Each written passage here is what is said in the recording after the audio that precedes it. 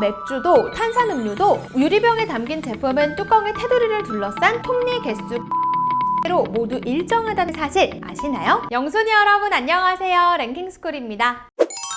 한번 열면 멈출 수 없는 중독적인 맛으로 전 세계인의 입맛을 사로잡은 감자칩 프링글스. 프링글스는 마치 말 안장에 떠오르는 곡선 형태로 다른 감자칩과 구별되는 독특한 모양을 하고 있는데요. 미관상의 이유인가 싶지만 정확하게는 쌍곡 포물면이라 불리는 이 모양은 사실 공기역학적 구조라는 나름 과학적인 근거를 바탕으로 탄생한 것이라고 합니다. 덕분에 무너지지 않고 잘 쌓아지면서 통 안에 켜켜이 쌓일 수 있을 뿐만 아니라 강한 압력에도 웬만하면 부서지지 않는다고 하죠. 오, 아무 생각 없이 먹던 과자에도 이런 과학적인 원리가 숨어 있었군요. 그런데 우리가 일상에서 소비하는 많은 물건들 중에 이렇게 미처 생각지 못한 비밀이 숨어 있는 사례는 더 많다고 하는데요. 오늘은 왜 이렇게 생겼는지 몰랐는데 알고 보니 다 이유가 있었던 물건 탑 7에 대해서 알아볼게요. 7위 맥플러리 숟가락. 맥도날드에서 버거 못지않게 인기 있는 디저트를 꼽으라면 단연 맥플러리 아닐까요?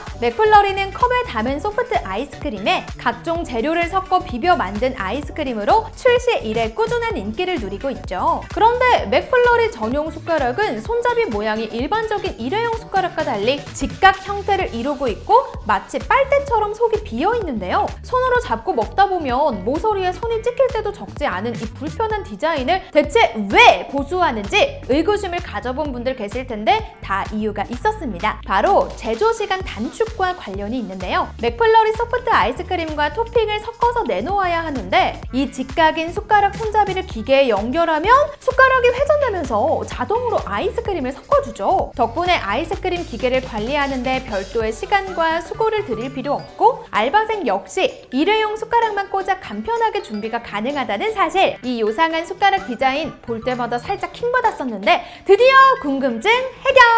6위 햇반 용기. 혼자 사는 자취생들의 간편한 끼니를 책임지는 즉석밥의 대명사 햇반. 햇반에서 밥을 드러내면 이렇게 하나같이 밑바닥에 살짝 들어가 있는 걸 알 수 있습니다. 이거 회 접시 바닥에 천사채 깔아서 양 많아 보이게 하는 것처럼 밥이 많아 보이게 하려고 꼼수 쓴 거 아니야? 라고 생각하는 분들도 계시겠지만 이 디자인 역시 엄연한 합리성을 추구한 최적의 디자인이라고 합니다. 자세한 이유는 햇반 제조 과정에서 엿볼 수 있는데요. 보통 완성된 밥을 용기에 넣어 패키징한다고 생각하는 경우가 많지만 햇반은 처음부터 이 용기 안에 쌀을 넣은 상태에서 밥을 짓고 각 살균 처리까지 마칩니다. 이 과정에서 용기가 뜨거운 온도에 노출되는 게 불가피해 보이는데 햇반의 경우 이렇게 특유의 오목한 바닥 디자인 덕분에 강한 온도와 압력에도 전체 용기가 비틀어지는 걸 방지한다고 합니다. 햇반 용기 디자인이 지닌 장점은 이뿐만이 아닌데요. 용기 바닥이 평평하며 전자레인지가 방출하는 마이크로파가 깊숙한 곳까지 잘 닿지 않아 옆부분만 데워질 가능성이 높은데 햇반은 바닥이 오목하게 패여 있어 안쪽까지 고슬고슬 갓 지은 밥맛을 기대할 수 있다고 하네요. 오, 대박! 5위 공깃밥 모양. 전자레인지만 있으면 집에서 간편하게 데워 먹을 수 있는 햇반이 있다면 식탁에서는 은빛 스테인리스 그릇에 담겨 나오는 공깃밥이 있습니다. 대한민국 어느 식탁에 가도 이 둥글 납작한 용기와 얇은 뚜껑에 스테인리스 공깃밥 용기는 다 비슷비슷한 걸 알 수 있는데 여기에도 나름의 이유가 숨어 있는 걸까요? 맞습니다. 그것도 우리나라의 암울했던 과거와 관련이 있다고 하는데요. 1977년 이전까지 믿기지 않겠지만 우리나라는 쌀 부족 국가였습니다. 그러다 보니 당시 정부에서는 쌀 소비를 줄이기 위해 다양한 정책을 시도했고 그 과정에서 규격화된 밥그릇에 정해진 만큼 밥을 담아 먹는 공깃밥 문화가 탄생했다고 합니다. 실제로 그 무렵 정부에서는 그릇의 지름과 높이는 물론 심지어 그릇에 얼마나 많은 밥을 담을지까지 공깃밥의 스펙을 세세하게 정했다고 하죠. 이를 어길 경우 1회 적발 시 한 달 영업 정지, 2회 적발 시에는 영업 허가 취소라는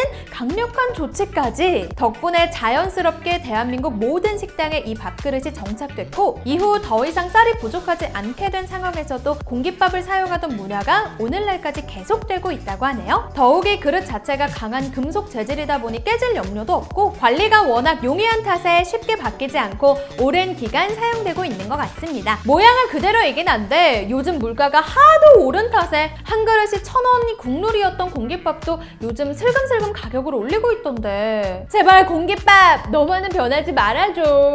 4위 페트병 바닥. 얼핏 보면 그게 그것처럼 보이는 음료수 페트병도 자세히 들여다보면 각양각색의 독특한 디자인을 자랑합니다. 그 중에서도 밑바닥이 이렇게 올록볼록 입체적으로 튀어나와 있는 꽃 모양 디자인의 페트병 바닥이 눈길을 끌 때가 있는데요. 굳이 이렇게 바닥을 울퉁불퉁하게 만든 이유는 바로 병 안에 담긴 탄산 때문입니다. 이 페트병 디자인의 정식 명칭은 내압병으로 주로 탄산을 가득 품은 콜라나 사이다, 탄산수에 사용되고 있는데요. 많은 양의 이산화탄소가 음료에 녹아있으려면 엄청나게 큰 압력이 필요한데 평평한 바닥으로 만들어진 일반 페트병에 이 탄산 음료를 넣을 경우 시간이 지나며 압력에 의해 바닥이 점차 부풀어 오르고 자칫하면 터질 수도 있다고 합니다. 하지만 이렇게 울퉁불퉁한 꽃 모양 페트병에 탄산 음료를 넣게 되면 압력이 여러 곳으로 분산되기 때문에 그럴 염려가 없는 것이죠. 열자마자 경쾌한 소리와 함께 갈증을 시원하게 풀어주는 탄산의 비밀이 이 페트병 디자인에 있었다니 앞으로 탄산음료 마실 때 한번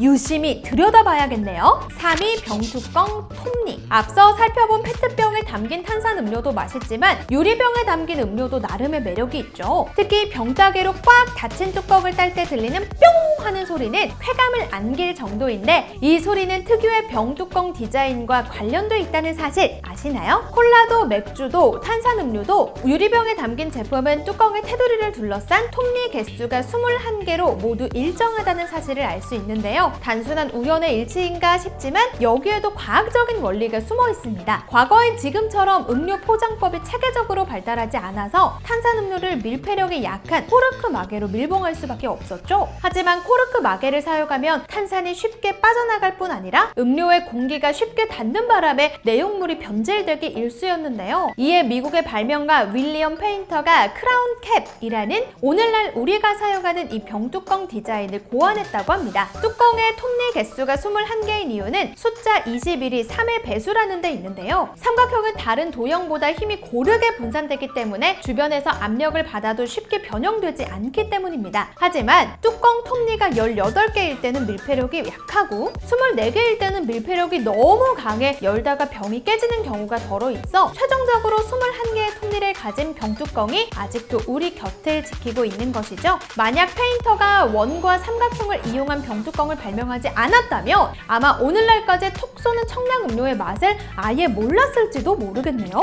2위 마요네즈 뚜껑. 우리가 일상생활에서 가장 많이 쓰는 소스라고 해도 과언이 아닌 케첩과 마요네즈. 색깔만 다를 뿐 비슷한 용기에 담긴 이 두 소스에는 사실 엄청나게 큰 차이점이 하나 있죠. 케첩 뚜껑은 여닫이 캡으로 되어 있고 마요네즈 뚜껑의 경우 돌려서 여는 스크류 캡으로 구성되어 있다는 것인데요. 마요네즈나 케첩이나 음식을 찍어 먹거나 음식의 감칠맛을 더하는 용도는 같은데 이렇게 뚜껑 디자인의 차이가 있는 이유는 케첩과 마요네즈 성분 차이 때문입니다. 케첩의 경우 제조 과정에서 살균 과정을 거칠 뿐만 아니라 산성 제품이기 때문에 공기와 접촉해도 제품이 변질될 우려가 적다 보니 비교적 공기 차단 효과가 떨어지는 여닫이 뚜껑으로 판매되고 있죠. 반면 마요네즈의 경우 기름 함량이 케첩에 비교도 안 될 만큼 많을 뿐더러 기름은 공기와 접촉하면 산화 반응이 발생, 제품 변질 위험성이 높아 밀폐 효과가 강력한 스크류캡을 사용한다고 합니다. 그리고 한 가지 더! 케첩은 동그란 구멍으로 쭉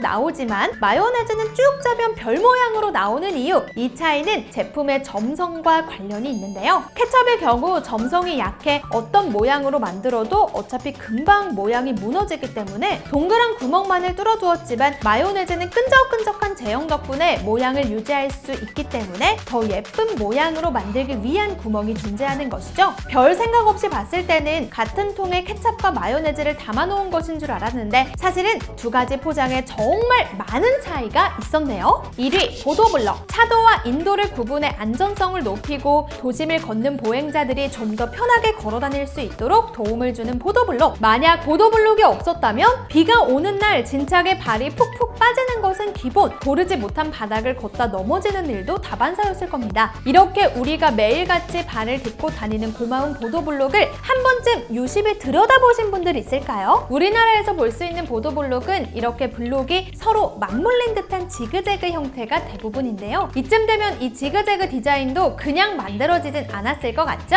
네, 맞습니다. 이 디자인은 일명 인터로킹 디자인으로 서로의 표면이 서로부터 딱 맞물리게 만들어준다고 합니다. 하루에도 수많은 사람들의 발길이 다 빠르게 마모되고 균열이 일기 쉬운 만큼 이러한 디자인으로 훨씬 견고하게 만들어 분리를 막는다고 하죠. 실제로 일반 사각형 디자인의 블록은 블록 한 개가 압력을 받았을 때 옆에 자리한 블록까지 그대로 쭉 밀릴 위험이 큰데 지그재그 모양의 블록은 옆 블록과 한층 타이트하게 맞물려 쉽게 움직이지 않고 내구성도 우수하다고 알려져 있죠. 한 가지 더 재미있는 사실은 보도블록에도 유행이라는 게 있어서 시대에 따라 대세 디자인이 바뀐다는 것. 60, 70년대에는 이렇게 커다란 모양의 사각 시멘트 블록이 대세였고 80, 90년대에 이르러서야 조금씩 인터로킹 블록이 유행하면서 S형, U형, T형 등 지그재그 모양의 조금씩 변화를 준 디자인의 블록이 도심을 점령하기 시작, 오늘날에 이르렀다고 합니다. 이제 길 가다가 이렇게 밋밋한 정사각형 모양의 보도블록을 발견한다면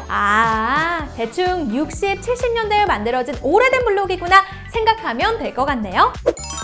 대표적인 서민 음식으로 통하는 라면. 이 라면을 뜯어보면 면의 모양이 네모난 라면도 있고 동그란 라면도 있는데 사실 여기에도 비하인드 스토리가 있습니다. 원래 국내에서 출시되는 봉지 라면에는 사각형 면만 존재했었는데요. 사각형 면의 꼭지점이 동그란 냄비에 걸리면서 불편을 호소하는 소비자들이 적지 않았다고 하죠. 이에 1982년 농심이 대한민국 최초로 면 모양이 원형으로 디자인된 너구리 라면을 출시했고 당시 소비자들의 폭발적인 호응을 얻으면서 동그란 면의 시대가 시작됐습니다. 하지만 이미 갖춰진 생산 공정 라인의 납형을 사각형에서 원형으로 바꾸기에는 막대한 비용과 시간이 필요해 모든 라면에 적응하지 못했고 그 결과 현재까지 동그란 면과 네모난 면이 함께 만들어지고 있다고 합니다. 오늘 살펴본 7가지 물건들과 프링글스, 라면 모두 일상에서 숨쉬듯 사용하는 특별할 것 없는 물건들인데 물건의 탄생 비화를 들여다보니 모두 고민에 고민을 거쳐 탄생했었다는 게 참 놀랍죠? 지금 영순이 여러분 앞에 있는 제품들이 모두 누군가의 수많은 고뇌를 통해 탄생했다는 사실을 다시 한번 떠올릴 수 있는 계기가 됐으면 좋겠습니다. 지금까지 랭킹스쿨이었습니다. 감사합니다.